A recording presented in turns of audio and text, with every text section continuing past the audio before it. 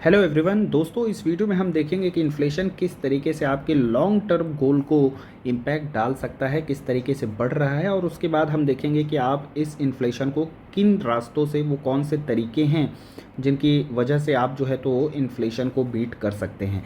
फिलहाल अगर हम जून के डाटा की बात करें तो इन्फ्लेशन लगभग 7% के आसपास चल रहा था, और ये राइजिंग इन्फ्लेशन कहीं ना कहीं आपकी परचेजिंग पावर को रिड्यूस कर देता है।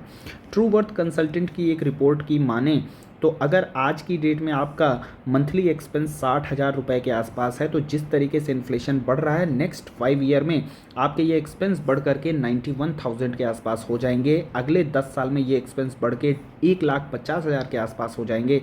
नेक्स्ट 15 ईयर में 2,33,000 और नेक्स्ट 20 ईयर में 3,82,000 रुपये आपके मंथली एक्सपेंस होने वाले हैं। Now coming to sectorial inflation, अभी तक हमने जो इन्फ्लेशन की बात की 7%, वो एक जनरल इन्फ्लेशन था। लेकिन अगर आप सेक्टोरियल इन्फ्लेशन की देखेंगे तो फॉर एग्जांपल अगर हम ग्रोसरी की बात करें तो फिलहाल 6% के आसपास वो चल रहा है। चिल्ड्रन एजुकेशन की अगर हम बात करें तो वो लगभग 10% के आसपास है। हॉलीडे इन्फ्लेशन जो है 8% है। तो वहीं ये कुछ इन्फ्लेशन जो है हमेशा स्टेगनेंट से नहीं होते हैं, ये एक साइक्लिकल इवेंट्स भी होते हैं। फॉर एग्जांपल की बात करें, जब कोविड का एक टाइम आया था तो मेडिकल इन्फ्लेशन बढ़ करके लगभग 22% के आसपास हो गई थी। तो ऐसे में जब आपको प्लानिंग करना है तो नो डाउट अगर इन्फ्लेशन 10% है तो आपको वहाँ से 1-2% ज़्यादा लेकर के फ्यूचर प्लानिंग करनी चाहिए, क्योंकि ये रेट जो है अप्स एंड डाउन होते रहते हैं। तो उस हिसाब से अगर आप एग्जैक्ट जो है तो नेक टू नेक डाटा लेंगे तो हो सकता है कि वहाँ पर आपके फाइनेंशियल गोल्स कहीं ना कहीं डेविएट कर जाएं। तो जैसे कि हमने ग्रोसरी की बात की, अगर 6% है तो 7% के हिसाब से फाइनेंशियल प्लानिंग करनी चाहिए। एजुकेशन की बात करें 12% ले करके चलिए। व्हीकल हो गया आपका 10%। हॉलीडे की जो हमने बात की जो कि लगभग 8% के आसपास था, तो वहाँ आपको 10% कंसीडर करके चलना चाहिए। अब बात कर लेते हैं यहाँ पे एजुकेशन की। तो ये जो एजुकेशन का इन्फ्लेशन है लगभग आपको 12 से 15% के आसपास देखने को मिल सकता है। हमने जो एजुकेशन की फ़ीस वगैरह देखी है और जो करेंट ट्रेंड चल रहा है, जिस तरीके से फ़ीस बढ़ती हुई हमें देखने को मिल रही है, तो नो डाउट आगे आने वाले टाइम में आपको ये नंबर और भी बड़े देखने को मिल सकते हैं। फॉर एग्जाम्पल की बात करें, एट द एज ऑफ 17 अगर आज ग्रेजुएशन की टाइम की जो कोर्स फ़ी है लगभग 4 लाख के आसपास अगर हम अज्यूम करते हैं, और आज की डेट में अगर आपका बच्चा 1 साल का है तो जब वो ग्रेजुएशन के लिए रेडी होगा एट द एज ऑफ 17, तो उस समय उसकी जो ग्रेजुएशन की फ़ी होगी वो 4 लाख से बढ़ करके 18 लाख रुपए हो जाएगी। तो ये मैटर नहीं करता कि आपकी इनकम बढ़ रही है या नहीं बढ़ रही, लेकिन इन्फ्लेशन ज़रूर बढ़ रहा है। और जो भी ज़रूरत की चीज़ें हैं, चाहे वो आपकी ग्रोसरी हो, लाइफ स्टाइल से रिलेटेड हो, हॉलीडे हो, या फिर बच्चों के एजुकेशन की फ़ीस हो, वो ज़रूर बढ़ेंगी। तो इसलिए हमें फाइनेंशियल प्लानिंग जो है उस हिसाब से करनी चाहिए। तो जब बात आती है कि इन्फ्लेशन को बीट करना है तो वहाँ पर सिर्फ एक ही रास्ता सामने होता है, वो है इन्वेस्टमेंट। जब भी इन्वेस्टमेंट की बात आती है तो ऐसा नहीं है कि सिर्फ एक ही क्लास है आपके पास इन्वेस्टमेंट के लिए, और वो है equity. There are many options. और जो स्मार्ट इन्वेस्टर है वो अपने पोर्टफोलियो को हमेशा डाइवर्सिफाइड रखता है। आपने कुछ अमाउंट इक्विटी में डाल दिया, आपने कुछ अमाउंट जो है गोल्ड में डाल दिया, कुछ अमाउंट जो है आपका डेट में पड़ा हुआ है, कुछ जो अमाउंट है आपका वो आपका लैंड में इन्वेस्टेड है। तो कुछ इस तरीके से इन्वेस्टमेंट होते हैं, और वहाँ पर सिर्फ आपको इन्वेस्टमेंट नहीं करना है, आपको एसेट को जो है तो उसको रोटेट भी करना चाहिए। फॉर एग्जांपल के लिए बात करें, अगर आपका पीपीएफ है जो कि 15 ईयर्स के टेनर में एंड हो रहा है, तो वो जो पैसा जब आपका एंड होता है तो उसको ले आकर के आपने कहीं पर लैंड की परचेज़ कर दिया, ठीक है। और जैसे फॉर एग्जांपल की बात करें, ईएलएसएस है आपका जो कि 3 ईयर्स का होता है, 3 to 5 ईयर्स का होता है। तो वहाँ पर जो है तो आपका जब टाइम पीरियड ख़त्म हुआ तो उस पैसे को यूज़ करके आपने वापस कहीं पे या तो इक्विटी में डाल दिया, या फिर उसमें गोल्ड में कुछ इन्वेस्टमेंट कर दिया, या फिर जैसे आपकी बेटी है जिसका एज अगर कम है और उसकी शादी के लिए एक सुकन्या समृद्धि योजना है, काफ़ी अच्छे रिटर्न्स वहाँ पे भी आपको देखने को मिलेंगे, लगभग 8% के आसपास पे।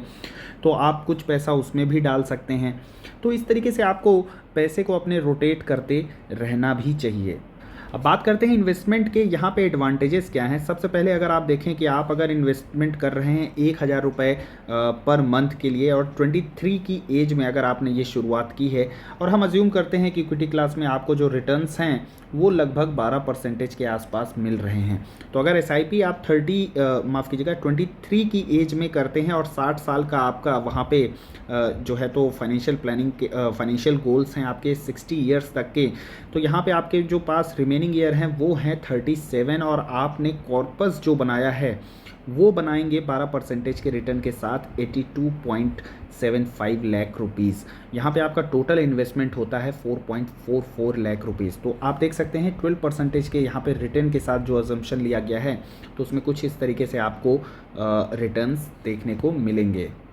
एक और बढ़िया ऑप्शन है इक्विटी क्लास से ही रिलेटेड NPS, जो कि आपकी पेंशन स्कीम के लिए जाता है, उसको भी अगर आप चाहें तो वहाँ पे प्रेफर कर सकते हैं।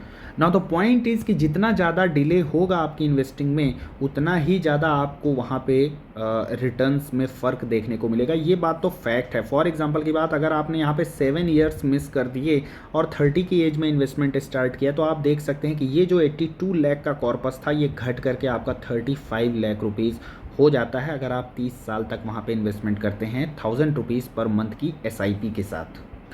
Now the talking about the best part, आपने 1000 रुपये की SIP की और ये 1000 रुपये की SIP आपको 60 साल तक नहीं करनी है, क्योंकि देखिए जिस तरीके से इन्फ्लेशन बढ़ता है लोगों की अर्निंग भी बढ़ती है परचेजिंग पावर को वहाँ पे कैटर करने के लिए। अगर आप सैलरीड पर्सन हैं तो डेफिनेटली आपकी सैलरी भी बढ़ेगी, और अगर मान लीजिए आप बिजनेसमैन हैं, इन्फ्लेशन बढ़ रहा है तो आप डेफिनेटली कंपनी जो है तो कॉस्ट प्राइस हाइक करते हैं तो वहाँ से भी आपका मार्जिन जो है वो बढ़ता है। या फिर आपका खुद का ही बिजनेस है तो आप देखेंगे, फॉर एग्जांपल की बात करूं मैं चाय वाले की, चाय वाला जो चाय 5 रुपए में दिया करता था, आप देखेंगे कि धीरे धीरे उसने अपनी क्वांटिटी भी कम कर दी। कहीं कहीं तो आप देखेंगे कि वो चाय अब आपको 10 रुपये या 8 रुपये में भी वही सेम जो चाय 5 रुपये में मिलती थी वो मिलने लगी। तो इस तरीके से आदमी की इनकम भी बढ़ती है जिस तरीके से इन्फ्लेशन बढ़ाता है। तो मेन मुद्दा है कि जो आपने SIP स्टार्ट किया था 1000 रुपीज़ के साथ पर मंथ, तो जब आपकी इनकम बढ़ती है तो आपको वहाँ पे SIP को भी इंक्रीज़ कर देना चाहिए। फॉर एग्जांपल के लिए अगर हम यहाँ पे देखें कि जो आपने 1000 रुपये के SIP 12% के रेट से 23 जो एज है 23 में जब आपने स्टार्ट की थी तो corpus at the age of 60 you are getting is 82.75 lakh rupees. लेकिन यहाँ पे मुद्दा ये है कि अगर आप वहाँ पे 100 रुपीज़ का टॉपअप करते जाते हैं अपनी SIP में तो आप देखेंगे कि वो जो 100 रुपीज़ के टॉपअप के बाद आपका जो कॉर्पस है एट द एज ऑफ 60 वो निकल के आता है 1,38,00,000 यहाँ पे 1,38,79,000 रुपये, माफ़ कीजिएगा 69,000 रुपये। तो यानी कि वो जो 100 रुपीज़ का टॉपअप है पर ईयर वो करने से आप देख सकते हैं कि कितना बड़ा चेंज आपको आपके फाइनल कॉर्पस में देखने को मिलता है। तो डेफिनेटली आपकी इनकम जैसे ही बढ़े तो आपको वहाँ पे इन्वेस्टमेंट अमाउंट भी बढ़ा देना चाहिए, क्योंकि आपके एक्सपेंसेस भी आने वाले टाइम में बढ़ने वाले हैं। तो दोस्तों ये थी कुछ ज्ञान की बातें। अगर अच्छा लगा हो तो आप वीडियो को लाइक कर सकते हैं, और हाँ, do not forget to subscribe our channel. Thank you for watching the video.